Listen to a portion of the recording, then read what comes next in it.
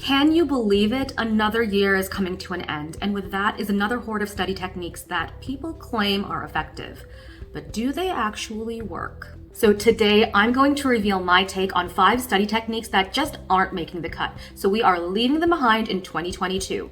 Thanks to scientists, we now know that some study methods are more effective than others. And by using the right methods and techniques that work for you, you can completely change how you study and reach your fullest potential.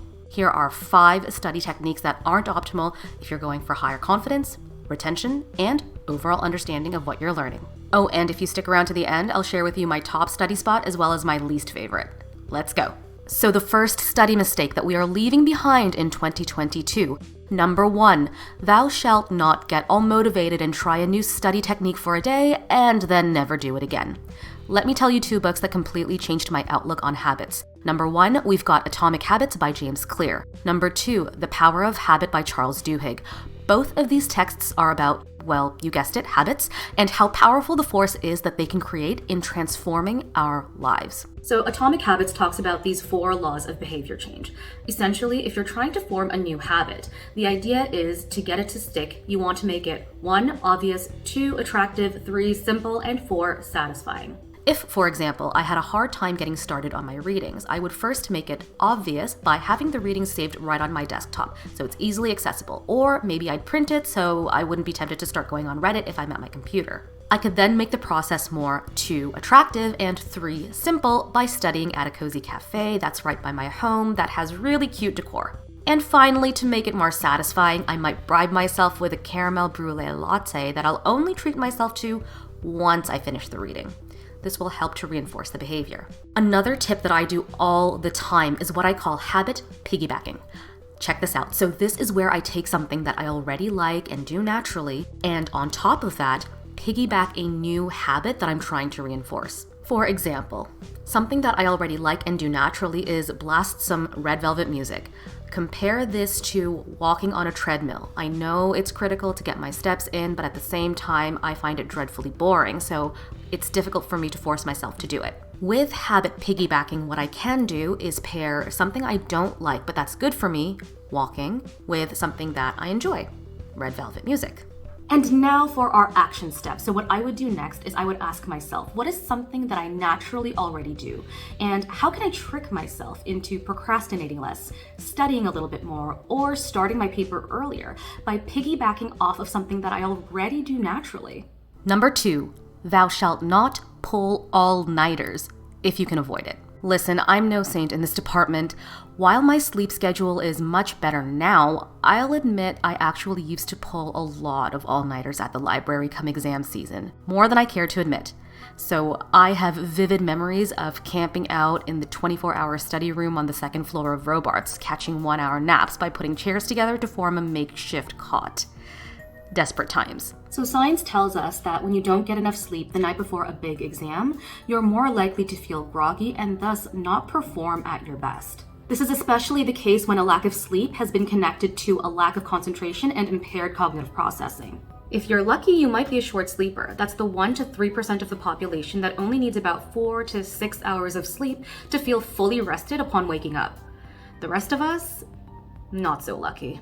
I definitely lucked out. Despite not being a short sleeper to my knowledge, I still managed to pull 4.0s despite being regularly sleep deprived.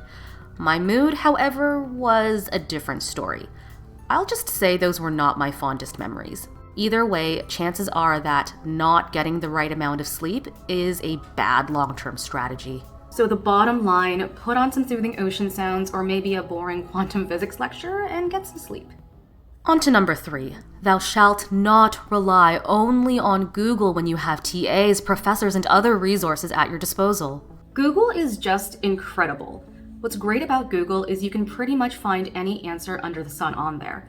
The difficult part is with hundreds or millions of different search results, it can be hard to sort through what's useful and what isn't. It can feel like a game of Where's Waldo. When you're sleep deprived and plate spinning lectures, readings, networking, a part-time job, going to the gym, and some semblance of a social life, you might not have all the time in the world to sort through every single search result on Google to DIY your organic chemistry test prep. Here is your action step. Some of the best resources are right on campus. Go to Acorn, Edsby, or whatever learning management platform your school uses. Make a list of all of your professors' and TA's office hours. Then prioritize the most important ones by assessing where you're struggling most. For example, if you're barely passing computer science and you have an assignment due in the next week, whereas you're acing cell bio and have nothing coming up, I'd make time to hop into a computer science office hour, ASAP. And sometimes you may want or need more in-depth and personalized help, and that's okay. It can feel daunting to ask questions in class or to your professor directly. Sometimes that one-on-one attention really makes all the difference, so don't be afraid to reach out for help.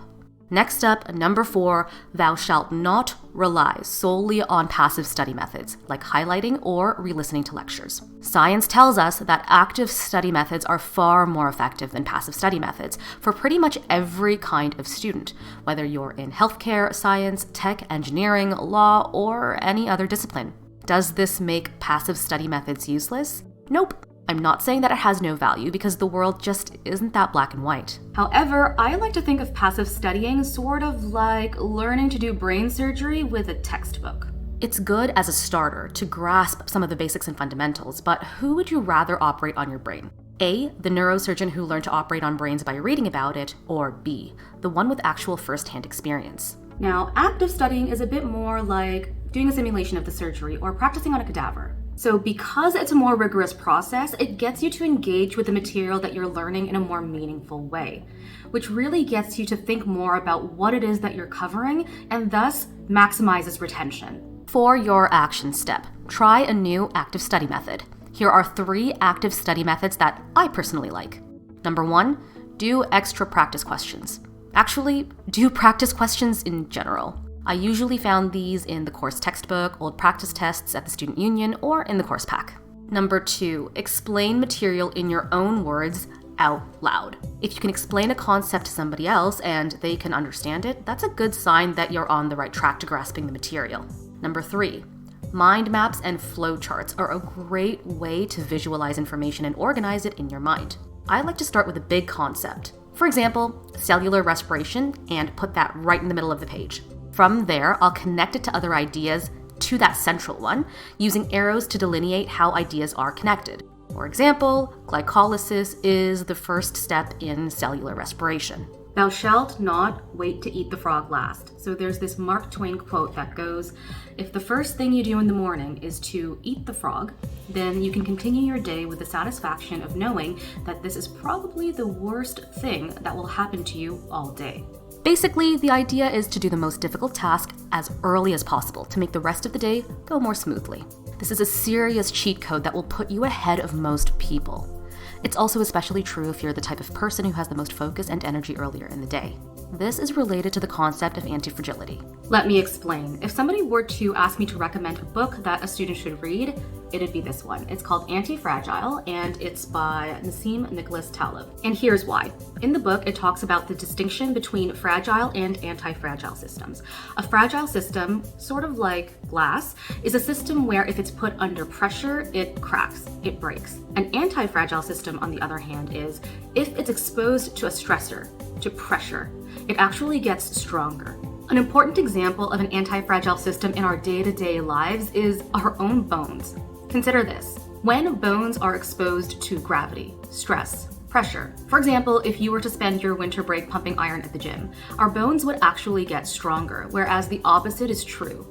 If next winter break we were to spend our vacation in a zero-gravity space station or something of that nature, our bones would weaken. The irony is that the intention is to be helpful by making things more convenient and by reducing discomfort. But if by reducing discomfort, by removing these stressors, this randomness, we actually end up weakening these complex systems instead of strengthening them, are we helping or are we hurting? I can almost picture the overly neurotic helicopter parent who refuses to let their child play outside, cowering in fear at every germ or scuffed knee. By the way, it's not about living in a chaotic mess and making life a struggle just for kicks. The key I want to emphasize is that sometimes doing the hard things that you know are good for you and actively seeking these hard things out can help you grow way more than doing what's comfortable.